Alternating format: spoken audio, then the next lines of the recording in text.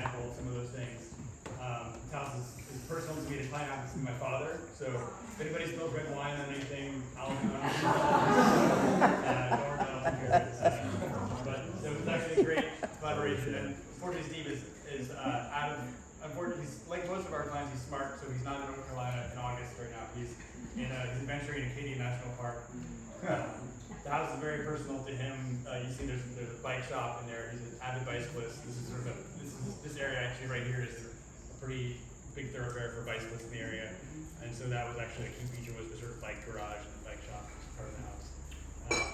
When we think about a house like this, we think about really two big things. One is the site and interaction with nature, and two is the specifics of what the client needs, what their personality is, and what their kind of functional true needs are in the space. So you'll notice the house, just to talk about the house itself a little bit, first of all, just the siting is kind of nestled in the kind of back corner of the lot. This is facing due south this way, and this is actually a protected easement that belongs to the HOA this side. So we're kind of sheltered from the road, but we have a beautiful view out into the forest here. Just in the sort of form of the house itself, so Steve, my father, came to us with a lot of specifics, and for example, metal roofing, love metal roofing. He wanted a very, very modern feel, but with a sloped roof, with metal roof. And you know, we as designers, we love limitations. We love being given directions and sort of limitations to kind of work within. So we came up with an idea of a sort of simple gable shape for the house running this way, which is east-west, to really open up views and light from the south. But we kind of took the gable plan and kind of deconstructed it a little bit. So you can see we kind of popped up here to give clear story light from the north, filling this space so we get even light throughout the day. This whole wing of the primary suite is kind of shifted that way, opens up this courtyard space, and also allows the primary suite to have a view south, light south, and also because it's shifted from this room, this space has this sort of view this way, so you don't really have a sense that there's more house down there. It kind of really gives this sort of nature view prominence in the house. Also, just the floor plan it has a nice blend, we think, of kind of luxurious and really compact elevations, about 2,400 square feet, really centered around this central room with 2 bedrooms that way and the primary suite that way. And with all the primary rooms having a nice view to the south, to the site, and the house is generally sort of sheltered and protected from the sort of public parking side.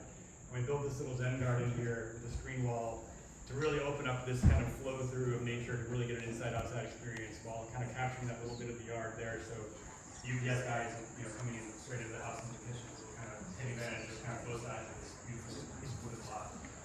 And also just the sort of functional flow from like garage to mudroom, workshop, pantry, kitchen, and kind of that sort of logical flow really kind of drove the house and kind of the puzzle of how it came together, and really kind of very custom to the needs of the client.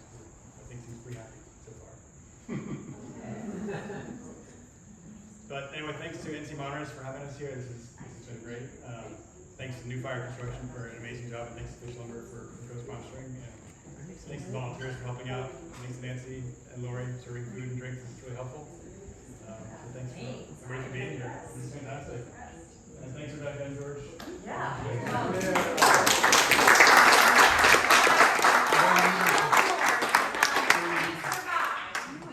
George is speaking somewhere else tonight. We're having to divide and conquer these days because the organization is growing and we're really thankful for that.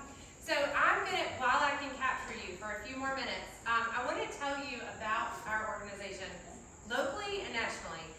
NC Modernist started as Triangle Modernist Archive, then became North Carolina Modernist Houses. We are now NC Modernist. U.S. Modernist, same people, same organization, everything is exactly the same. It's just outside of North Carolina. So North Carolina is the lucky benefactors of having these great community sanctioned events. It is a place where there are no architecture or interior design or landscape design limitations. We can all come together and create new projects and have a great time as a community celebrating design. And we're really thankful for that. We feel as if we are able to really showcase and focus a lot of those areas and give everybody an opportunity to create great design and have it be shared. So on a national scale, I have people all the time say, well, gosh, you have such a great community. When homes need to be restored, there's this great network. When you have tours, you can get them together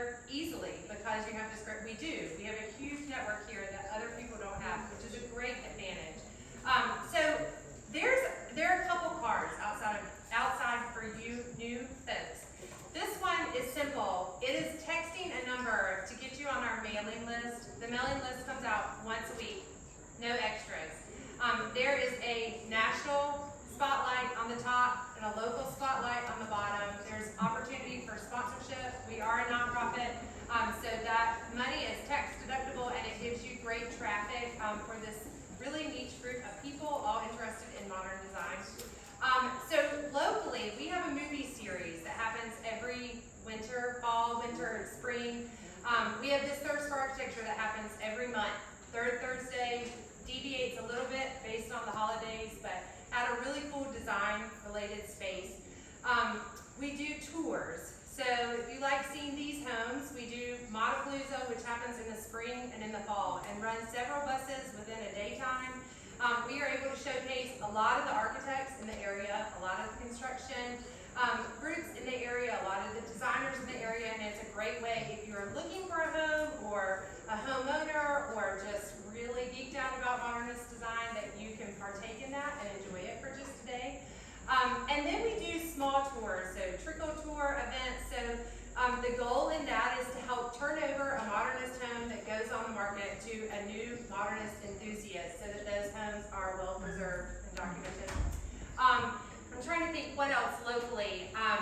So starting on the tours, those tours happen here locally, sell out very fast, but we do the same thing on a larger scale nationally and take several day trips all over the world, actually. I'm flying out to Dubai 2 months from now and taking a group of 40-some people to explore modern architecture. We do a trip in Palm Springs, and you kind of dive into the life of Palm Springs and modernism there, mid-century to new, and then get to do it with our organization as well. And there are several Palm Springs alumni here, so you can share that. But all of those trips are sold out. They are a hit, and people are super excited about doing them. We have fun doing them. I think the goal for me in coming and doing these every single month is seeing that during the pandemic, we were not able to connect. We were not able to share business ideas. We were not able to collaborate. It took a toll on everyone. And I have people tell me all the time, gosh, I really didn't realize how much, like being on a golf course and having, the time to chatter. So it's great to be in this space and have people from all different parts of design all come together to kind of celebrate modernist design. So thank you for being here. This series is sponsored by Angela Roll. She is not here tonight. She's spending time with her college gal that's home. And you guys, for tonight's sponsorship, the way that this series works is we have a sponsor for a event in a certain space of your choice. And we will come to you every month and throw a big party in the space that you choose. So next month we are at Beyond Blue Interiors in North Hills. Then the month after that we are at Raleigh Architecture at their studio downtown. And we are planning November and December. How many of you are signed up for Modapalooza? Perfect. So the guys from Fitch, who are also sponsoring that, are here. Several of them with shirts on, yeah. So if you have questions, we are going to be doing a kind of drive-by in the shop, but they are a great go-to for all of your modernist homeowner building needs. And they're really good at improvising for things like putting up the sign out front. We cut out a tree to hang that sign just to get your attention. And then had to